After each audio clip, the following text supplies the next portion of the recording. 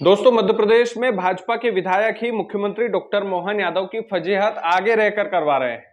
दरअसल हुआ यूं कि मध्य प्रदेश में कांग्रेस एक शिविर लगा रही है अपने नेताओं के लिए। पंचमढ़ी में उस शिविर में नेताओं को ट्रेनिंग दी जाएगी कि जनता से संवाद कैसे करना है, किस तरीके से जनता के सामने पेश आना है, कौन कौन से मुद्दे जनता के बीच में रखना है। और ये शिविर कांग्रेस लगा रही है। ये शिविर भारतीय जनता पार्टी ने भी लगाया था, क्योंकि बदतमीजी भारतीय जनता पार्टी के नेताओं की लगातार बढ़ती जा रही थी। कर्नल सोफिया कुरैशी पर भी मंत्री ने बयान दिया था, विजय शाह ने।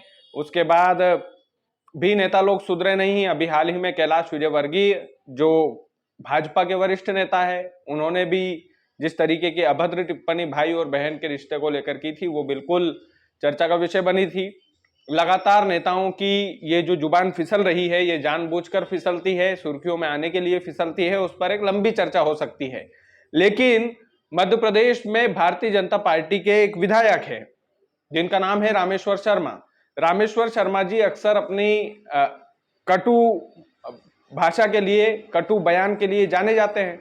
लेकिन रामेश्वर शर्मा जी जो है, कई बार ऐसे बयान दे देते हैं, ऐसा लगता है कि वो अपनी ही सरकार को नीचे गिराने की कोशिश कर रहे हैं, क्योंकि उनको हर एक मुद्दे में हिंदू मुसलमान के अलावा कुछ दिखता नहीं है। रामेश्वर शर्मा जी ने अभी हाल ही में एक बयान दिया है दोस्तों। वो बयान खूब चर्चा का विषय बना हुआ है। जैसा कि मैंने बताया कि पंचमढ़ी में जो है कांग्रेस अपने नेताओं को शिविर में ट्रेनिंग दे रही है।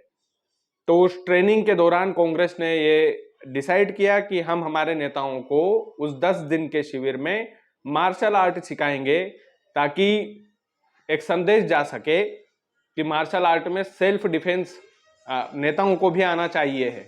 लड़कियों को तो सिखाते ही हैं, सीखना भी चाहिए बच्चियों को, गुड़ियों को, कि सेल्फ डिफेंस कैसे किया जाता है। तो ये जो निर्णय है, इस निर्णय पर पेट में दर्द हुआ रामेश्वर शर्मा जी के। उन्होंने एक बयान दिया, वो बयान बड़ी चर्चा का विषय है। उन्होंने कहा कि कांग्रेस के लिए तो मार्शल आर्ट ही ठीक है, योगा तो वो करेंगे नहीं, क्योंकि उनके वोट बैंक का सवाल है। अगर वो योगा करते हैं तो हिंदू, मुसलमान, माफ कीजिएगा, मुसलमान और ईसाई लोग नाराज हो जाएंगे, क्योंकि योगा तो हिंदुओं के द्वारा बनाया हुआ है। कहने का मतलब उनका ऐसा ही था। अब आप सोचिए कि इस वाले निर्णय में भी हिंदू मुसलमान हो गया। योगा तो सब लोगों का है भाई, किसी धर्म से जुड़ा हुआ हम कैसे मान सकते हैं इसको, किसी धर्म से कैसे जोड़ सकते हैं? योगा हिंदू भी कर सकता है, मुसलमान भी कर सकता है, लेकिन दिमाग में इतनी ज्यादा रामेश्वर जी के फितरत है कि वो हर बात में हिंदू मुस्लिम ले आते हैं। तो उन्होंने बयान दिया कि वोट बैंक का सवाल है, मुस्लिम और ईसाइयों के वोट कट जाएंगे अगर वो योगा कर लेते कांग्रेसी तो, और उनके लिए मार्शल आर्ट ही ठीक है, क्योंकि एक दूसरे से फिर लड़ाई करेंगे, मंच पर लड़ेंगे, एक दूसरे को पटकेंगे, तो ये जरूरी है कि वो मार्शल आर्ट सीखें। इसके बाद कांग्रेस का भी एक बयान आया। कांग्रेस ने एक बयान दिया कि ये जो नेताजी है, ये नफरत फैलाने के अलावा कुछ नहीं करते हैं, ये बस नफरत फैलाने का काम करते हैं। भारतीय जनता पार्टी में बने ही इसलिए है कि वो सिर्फ नफरत फैलाते हैं। तो ये जो रामेश्वर शर्मा जी जो ये बयानबाजी कर रहे हैं, इसमें अल्टीमेटली मुख्यमंत्री डॉक्टर मोहन यादव की ही बेइज्जती हो रही है, उनकी फजीहत हो रही है। कारण ये है कि आप बयान दीजिए, लॉजिकल बयान दीजिए। जनता ये सोचती है कि भारतीय जनता पार्टी में कैसे कैसे विधायक है जो अपने ही मुख्यमंत्री को, अपने ही सरकार को नीचा दिखाने में लगे हुए हैं, क्योंकि अब जनता सब जानने लगी है। जनता हर एक इंसान की फितरत को पहचानने लगी है। ये जो उल जुलूल बयान नेता लोग देते हैं, इन बयानबाजी में रखा कुछ नहीं है। जनता के मुद्दों से इनका कोई सरोकार नहीं है, कोई रिश्ता नहीं है कि जनता का कोई मुद्दा हो। बस हर एक बात में हिंदू मुस्लिम वाली राजनीति हो रही है, और इस राजनीति करने के चक्कर में नेता लोग किसी भी तरीके से कुछ भी लिंक ढूंढ कर लेकर आते हैं। जैसे रामेश्वर शर्मा जी ने मार्शल आर्ट में लिंक ढूंढ लिया कि भाई योगा इसलिए नहीं कर रहा है क्योंकि वोट बैंक नाराज हो जाएगा, मुस्लिम लोग नाराज हो जाएंगे, ईसाई लोग नाराज हो जाएंगे। अब ये बांटने की राजनीति नहीं है तो क्या है? क्या रामेश्वर शर्मा जी ने अपनी सरकार से सवाल पूछा है कि वो बार बार कर्ज क्यों ले रहे हैं?